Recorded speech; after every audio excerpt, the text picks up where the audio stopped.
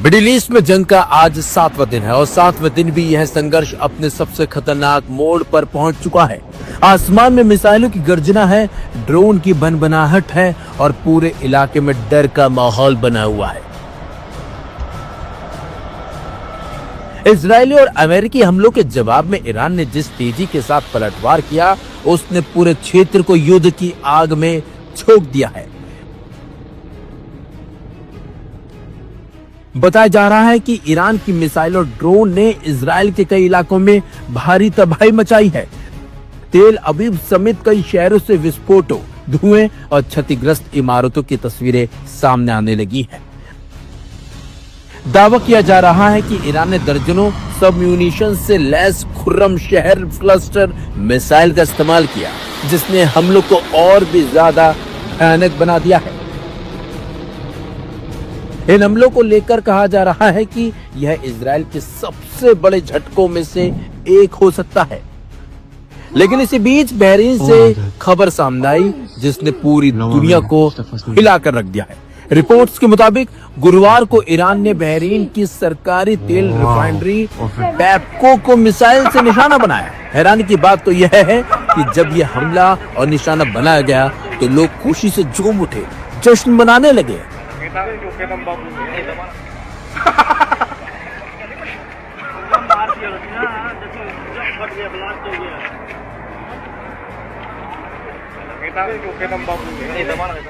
यह रिफाइनरी देश के पूर्वी तट पर स्थित सितरा द्वीप पर स्थित है, जो राजधानी मनामा के दक्षिण में पड़ता है। हमले के बाद रिफाइनरी की एक यूनिट में आग लग गई, जिससे कुछ देर के लिए पूरे इलाके में हड़कंप मच गया। हालांकि बाद में आग पर काबू पा लिया गया, इस बात का भी दावा किया जा रहा है। बहरीन के राष्ट्रीय संचार केंद्र के मुताबिक फिलहाल रिफाइनरी का संचालन सामान्य रूप से जारी है, लेकिन नुकसान का आकलन किया जा रहा है। यह रिफाइनिंग कॉम्प्लेक्स रोजाना करीब 2,60,000 बैरल तेल प्रोसेस करता है और इसका अधिकांश कच्चा तेल पड़ोसी सऊदी अरब से आता है। यही वजह है कि इसे पूरे गल्फ क्षेत्र की रिफाइनिंग और एक्सपोर्ट चेन का अहम हिस्सा माना जाता है।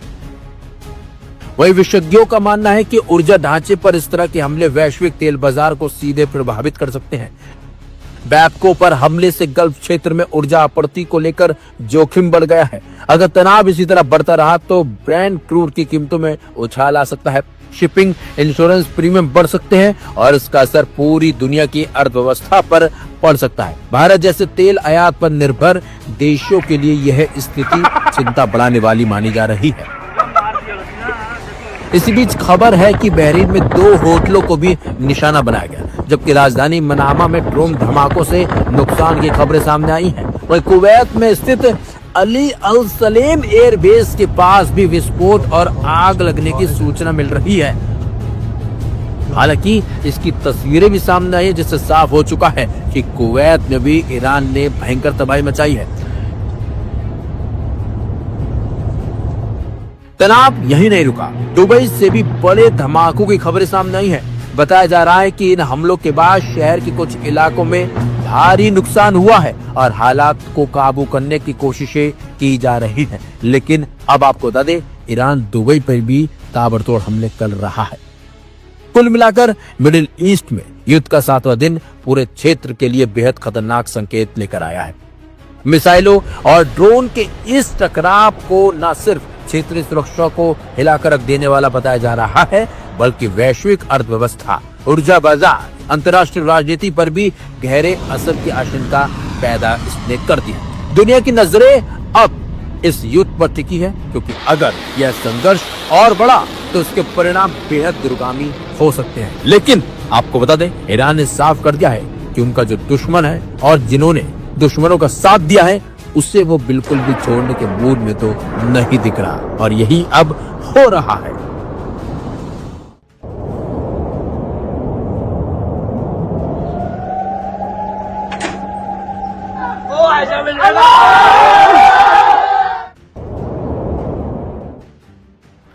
मिडिल ईस्ट में शुरू हुई जंग का अंत अब कब होगा ये किसी को नहीं पता। इसकी मुख्य वजह है ईरानी सुप्रीम लीडर अली खामेनेई का मारा जाना। दरअसल इजराइल की ओर से किए गए अटैक में अली खामेनेई की मौत हो गई, जिसके बाद अब ईरान भड़का हुआ है। बल्कि ईरान ने खामेनेई की मौत का बदला लेने का ऐलान भी कर दिया। इजराइल के हमले के बाद ईरान खाड़ी देशों पर टूट पड़ा है। एक एक करके ईरान खाड़ी देशों को निशाना भी बना रहा है।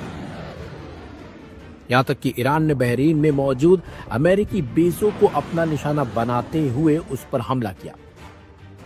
इजराइल और अमेरिकी हमलों का ईरान ने बदला लेने का दरअसल ऐलान भी किया था और अब उसका दावा करना शुरू कर दिया है। ईरान ने करीब 8 देशों में मौजूद अमेरिकी बेस पर हमला किया है। इसमें बहरीन के naval base, Qatar, UAE, Saudi Arabia, Israel, Kuwait, Dubai शामिल है। हमलों के बाद बहरीन ने कहा कि अमेरिकी नेवी के 5वें फ्लीट के हेडक्वार्टर को मिसाइल हमलों से निशाना बनाया गया है। खबर है कि बहरीन में ईरानी शाहिद 136 ड्रोन ने अमेरिकन फैसिलिटी को जबरदस्त नुकसान पहुंचाया। सबसे खास बात तो यह है कि इस हमले के बाद बहरीनी लोग खुशी मनाते नजर आए।